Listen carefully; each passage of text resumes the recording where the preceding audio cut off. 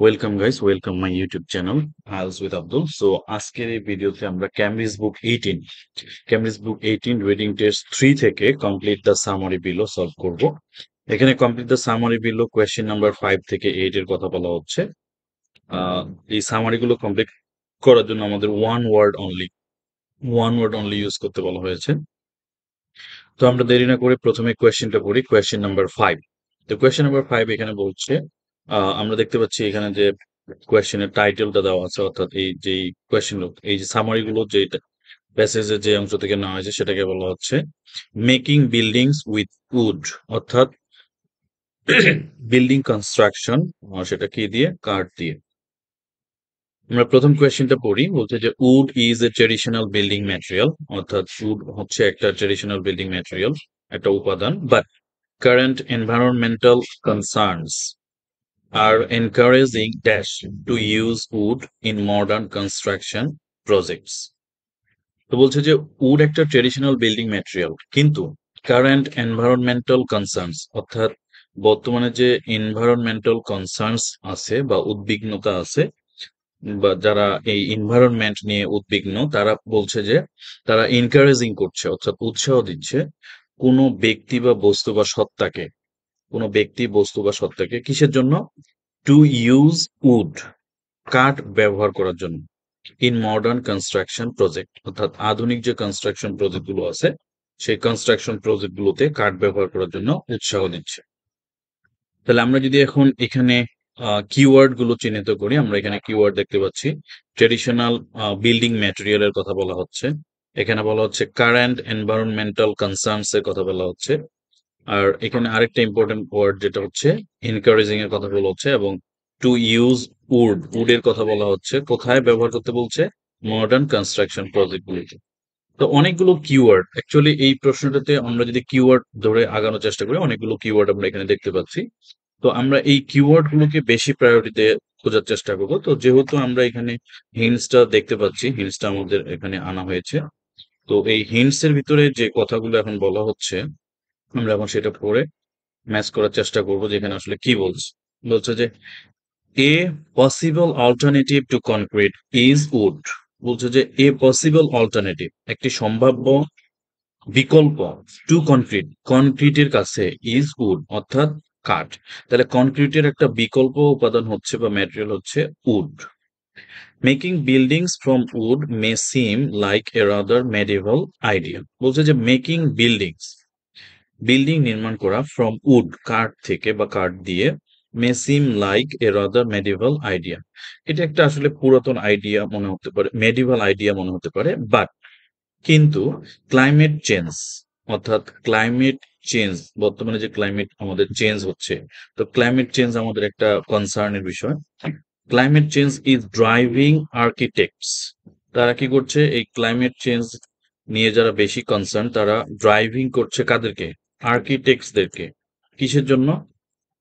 To turn to treated timber, turn করার জন্য, two treated timber অর্থাৎ পলিশড করা কাঠের কথা বলা হচ্ছে। ট্রিটেড টিম্বার বলা হচ্ছে যেটা হলো যে পলিশ করা যে কাঠগুলো আছে, অর্থাৎ আহ যে কাঠগুলো সাধারণত বিভিন্ন ফার্নিচার বা বিভিন্ন কাজে ব্যবহার করার জন্য প্রস্তুত করা হয়। অ্যাজ এ পসিবল রিসোর্স, এটা একটা সম্ভাব্য রিসোর্সের কথা বলা হচ্ছে।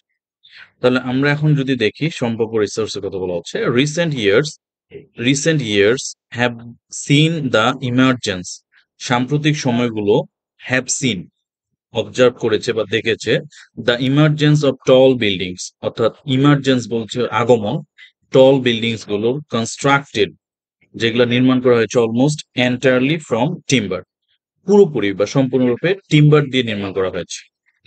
যেমন এখানে বলছে Vancouver, Vienna and Bermuda in Norway are all home to constructed tall wooden buildings. তো এখানে কিছু এক্সাম্পলের কথা বলা হচ্ছে।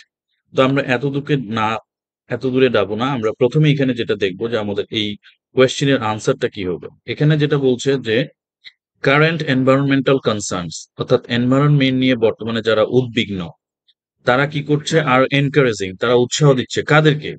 ড্যাশ। তাহলে এখানে একটা গ্রুপ অফ পিপলের কথা বলা হচ্ছে, বা এখানে ব্যক্তি বা সত্তার কথা বলা হচ্ছে। আর সেম জিনিসটা এখানে বলা হচ্ছে, এখানে দেখেন বার্ড দিয়ে কথাটা শুরু হয়েছে, তাহলে আমরা কি বার্ডকে যদি এখানে বেশি করে হাইলাইট করি, ঠিক সেম এখানে বার্ড দিয়ে কথাটা শুরু হয়েছে। তাহলে বার্টের পরে আমাদের এখানে কি আছে, সাবজেক্ট আছে। তাহলে বার্টের পরে আমরা ক্লাইমেট চেঞ্জ এটাকে যদি আমরা সাবজেক্ট ধরি, তাহলে এখানে আছে আমাদের হচ্ছে আর এনকারেজিং, আর এখানে বলা হচ্ছে ইজ ড্রাইভিং। সো ইনকারেজিং শব্দটার সাথে আমরা অনেকটা মিল পাচ্ছি, কার, এনকারেজিং এবং এই ড্রাইভিং শব্দটার সাথে আমরা মিল দেখতে পাচ্ছি। তাহলে এখানে এনকারেজিং এর সিমিলার ওয়ার্ড হচ্ছে ড্রাইভিং। আমরা তাহলে আনসার হিসেবে কি দেখতেছি, আনসার হিসেবে আমরা দেখতেছি আর্কিটেক্টস। তাহলে এখানে আমাদের আনসারটা কি আসবে, আর্কিটেক্টস কথাটা এখানে আনসার হিসেবে আসবে। আচ্ছা, এখন আমরা যদি এই প্রশ্নটা নিয়ে আরো বেশি ডিসকাস করতে চাই, আমরা অনেকগুলো বিষয় ডিসকাস করতে পারবো। যেমন আপনারা যদি আমাকে জিজ্ঞেস করেন যে কি আপনি এই যে হিন্টসটা এখানে নিয়ে আসলেন, অর্থাৎ আপনি টোটাল প্যাসেজ থেকে এই যে প্যারাগ্রাফটুকু আপনি এখানে আলাদা করে নিয়ে আসলেন এই কোয়েশ্চেনের আনসারটা করার জন্য, এটা আপনি কিভাবে করলেন? আমি এইটা যে এই কাজটা যেভাবে করেছি সেটা হলো, আমি এখানে কিওয়ার্ড গুলো দেখার চেষ্টা করেছি। যেমন এখানে ট্রেডিশনাল বিল্ডিং ম্যাটেরিয়াল কথা হচ্ছে, এখানেও আমরা দেখতে পাচ্ছি ট্রেডিশনাল বিল্ডিং ম্যাটেরিয়াল, এখানে ট্রেডিশনাল পরিবর্তে আমি এখানে মেডিভাল ওয়ার্ডটাকে খুঁজে পেয়েছি। আচ্ছা, এরপরে আমি এখানে দেখতেছি বিল্ডিং ম্যাটেরিয়ালের কথা বলা হচ্ছে, এখানেও ওইরকম বলা হচ্ছে যে মেকিং বিল্ডিংস। তারপরে বিল্ডিং ম্যাটেরিয়াল কথাটা আমরা এখানে, আচ্ছা, ম্যাটেরিয়ালের কথা বলা হচ্ছে। এরপরে বলা হচ্ছে যে কারেন্ট এনভায়রনমেন্টাল কনসার্ন, যেটা এনভায়রনমেন্টাল শব্দটার সাথে আমরা এখানে ক্লাইমেট শব্দটাকে পেয়েছি। এরপরে মডার্ন কনস্ট্রাকশন যেটা বলা হচ্ছে, মডার্ন কনস্ট্রাকশনের সাথে এই যে রিসেন্ট ইয়ার্স, এটা হচ্ছে আমাদের একটা সিনোনিম বা সিমিলার ওয়ার্ডস। তাহলে এই যে মডার্ন কনস্ট্রাকশনের সাথে আমরা এটা ম্যাচ করতে পারতেছি। এরপরে আমরা এখানে দেখতে পাচ্ছি যে অল্টারনেটিভের কথা বলা হচ্ছে, উডের কথা বলা হচ্ছে, এখানে উড আমরা পেয়েছি। সো এই ওয়ার্ড গুলো যদি আমরা ওয়ার্ড বাই ওয়ার্ড কিওয়ার্ড গুলো যদি আমরা ম্যাচ করার চেষ্টা করি, তাহলে এই লোকেশনটা হচ্ছে পারফেক্ট লোকেশন। সো এই জন্য এইভাবে আমাদের মূলত লোকেশন গুলো ট্র্যাক করতে হয়। আমরা এখন পরে কোয়েশ্চেনে চলে যাচ্ছি, কোয়েশ্চেন নাম্বার 6। তো কোয়েশ্চেন নাম্বার 6 এ যেটা বলা হচ্ছে, using wood however has its challenges। বলছে যে using wood has its challenges.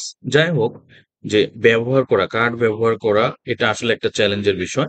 For example, উদাহরণস্বরূপ, as dash in the atmosphere enters wood. এখানে বলা হচ্ছে যে কিছু একটা আছে। সো এখানে একটা অবজেক্ট আছে, সেটা কোথায় পাওয়া যায়, কিছু একটা অবজেক্টের নাম বলা হচ্ছে, যেটা ইন দ্য অ্যাটমসফিয়ার, অর্থাৎ এটা অ্যাটমসফিয়ারে পাওয়া যায়। সো এই উপাদানটা বা এই এলিমেন্টটা কি করে, এন্টার্স উড, এটা কাঠের ভিতরে প্রবেশ করে। ইট ইনক্রিজেস ইন সাইজ, এতে করে কি হয়, এই যে উড, সেই উড, এখানে ইট বলতে কাঠকে বোঝাচ্ছে, এই উড বলছে যে উড ইনক্রিজেস ইন সাইজ, কাঠটার সাইজটা তাদের বড় হয়ে যায়, কাঠের সাইজটা বড় হয়ে যায়। তাহলে এখানে আমাদের এখন লাগবে যে for example as dash in the atmosphere, তাহলে এখানে অ্যাটমসফিয়ারের ভিতরে যে জিনিসটা পাওয়া যায়। In addition, wood is prone to pests and the risk of fire is greater। বলছে যে wood is prone to pest, অর্থাৎ wood হচ্ছে খুব সহনশীল, সংবেদনশীল বা খুব সংবেদনশীল একটা বস্তু বা উপাদান বা অবজেক্ট, যেটা হলো পেস্টের কাছে, এটা আসলে পেস্টের সংস্পর্শে আসলে এটা নষ্ট হয়ে যায়। এখানে পেস্ট বলতে যেটা বলা হচ্ছে কীট পতঙ্গ বা ইনসেক্টস কে বলা হচ্ছে।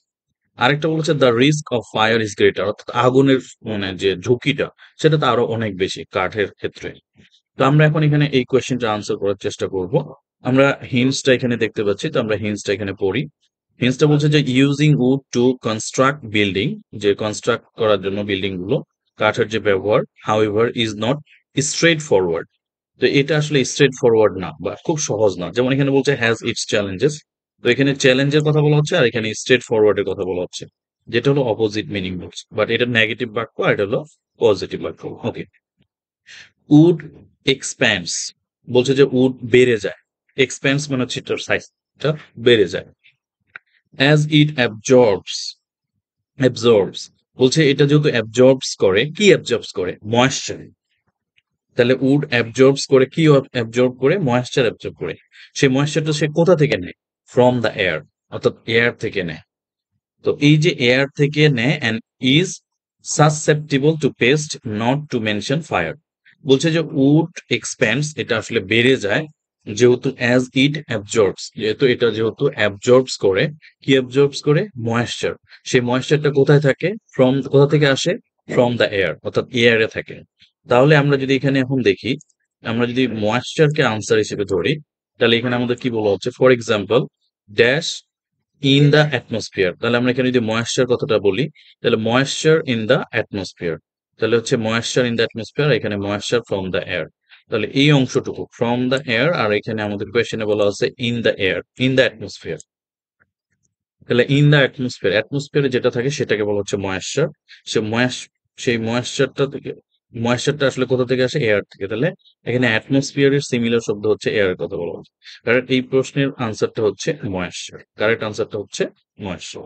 আচ্ছা, এইখানে একটু কথা আছে, ইজ সাসসেপ্টিবল টু পেস্ট। এই সাসসেপ্টিবল টু পেস্ট এর বাংলা মানে হচ্ছে সংবেদনশীল, অর্থাৎ পেস্টের সংস্পর্শে আসলে এটা নষ্ট হয়ে যাবে বা পোকামাকড় এটাকে খেয়ে ফেলবে। সো এটার জন্য এটা সাসসেপ্টিবল।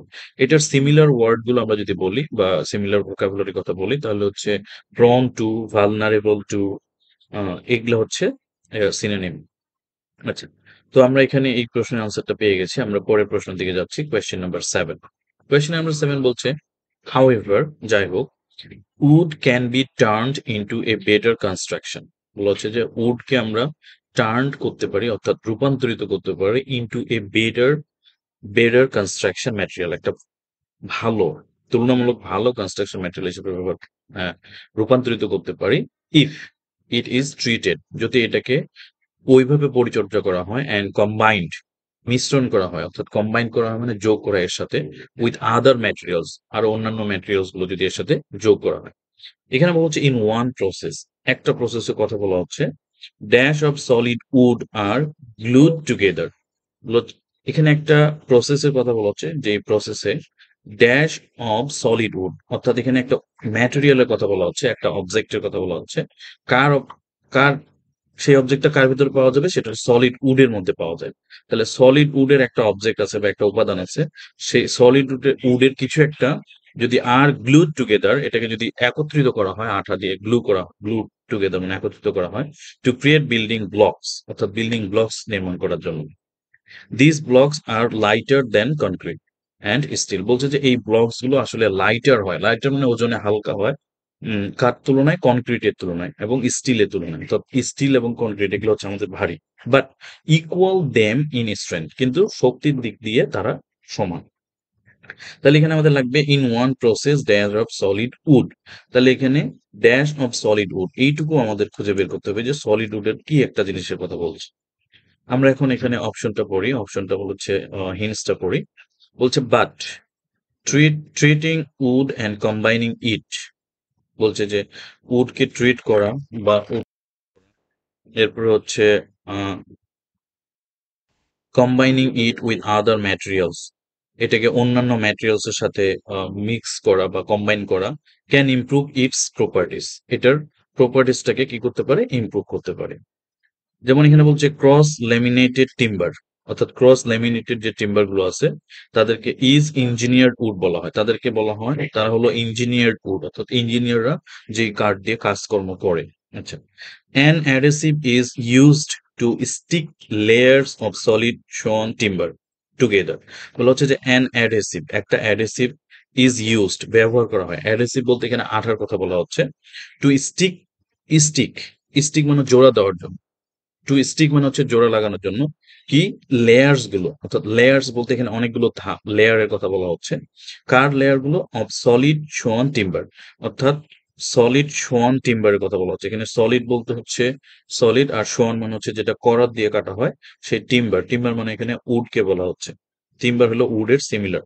তাহলে এখানে হচ্ছে layers of solid sawn timber together, একত্রে করার জন্য। তাহলে আমরা যদি এখানে পাচ্ছি যে layers of solid sawn timber, আর এখানে হচ্ছে ড্যাশ অফ সলিড উড, তাহলে আমাদের এখানে কারেক্ট আনসার হচ্ছে লেয়ার্স। সো এখানে আমরা লেয়ার্স কারেক্ট আনসার পেয়ে গেছি।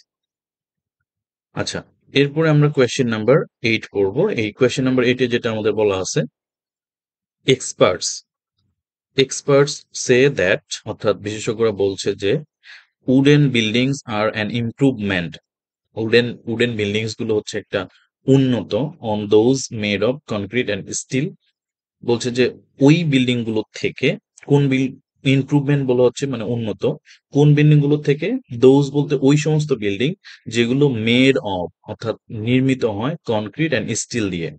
কনক্রিট এবং স্টিলের তুলনায় এই উডেন বিল্ডিং গুলো ইমপ্রুভমেন্ট, কিন্তু কিসের ভিত্তিতে? ইন টার্মস অফ, এখানে ইন টার্মস অফ বলতে কোনো একটা মাপকাঠিতে, সেই মাপকাঠিটা কি? এখানে বলা হচ্ছে ড্যাশ উইথ, আচ্ছা ড্যাশ যে কোনো একটা মাপকাঠিতে। সো এই মাপকাঠিতে আমরা কি কিভাবে কনসিডার করতে পারি? যেমন আমরা প্রাইসের কথাটা চিন্তা করতে পারি, এক্সপেন্স বা প্রাইসের কথাটা বলতে পারি। তারপর হচ্ছে ডিউরেবল বা এটার লংজিভিটির কথাটা আমরা চিন্তা করতে পারি। তারপরে এটা হচ্ছে ক্যারি করার বিষয়টা আমরা আনতে পারি, ট্রান্সপোর্টিং এর বিষয়টা। তো এরকম কিছু একটা এখানে বসবে। উইথ উইচ বলছে যেটার মাধ্যমে, যে এই যে টার্মটা বলা হচ্ছে কোন কিসের মাপকাঠিতে, যেই মাপকাঠিতে আমরা দে ক্যান বি কনস্ট্রাক্টেড, তাদেরকে নির্মাণ করা যেতে পারে। And how much noise is generated by the process, এবং কতটুকু শব্দ এখান থেকে উৎপন্ন হচ্ছে বা কতটুকু শব্দ তারা ক্রিয়েট করছে সেটা এই প্রসেসের মাধ্যমে। আচ্ছা, তাহলে এখানে ইন টার্মস অফ কথাটা আমাদের কনসিডার করতে হবে যে কিসের ভিত্তিতে বা কিসের মাপকাঠিতে। আমরা তাহলে এই কথাটা এখন আনসার করার চেষ্টা করব। বলছে যে উডেন বিল্ডিংস গুলো উন্নত কোন বিল্ডিং গুলো থেকে? কনক্রিট এবং স্টিল দিয়ে নির্মিত বিল্ডিং গুলোর তুলনায়। কিসের ভিত্তিতে সেটা আমরা এখন দেখব।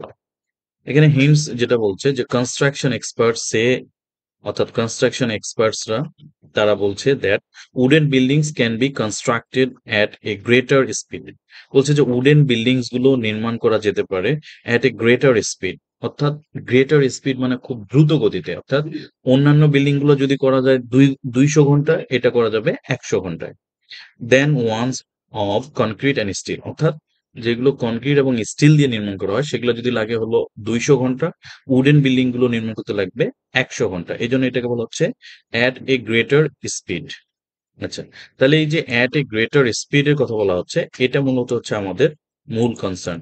যে আমরা স্পিডের ভিত্তিতে যদি চিন্তা করি, তাহলে স্পিডের ভিত্তিতে হচ্ছে উডেন বিল্ডিং গুলো নির্মাণ করা সহজ এবং দ্রুত হয়। তাহলে আমরা এখানে আনসারটা কি লিখবো? In terms of the speed. তাহলে আমাদের কারেক্ট আনসার কি আসছে? In term of the speed. পরের অংশটুকুতে কি বলছে?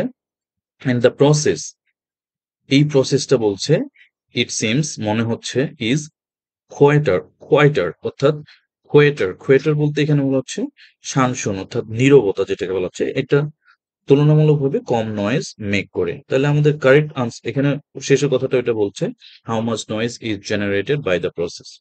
সো আমরা তাহলে আনসার পেয়ে যাচ্ছি কোয়েশ্চেন নাম্বার 8 এর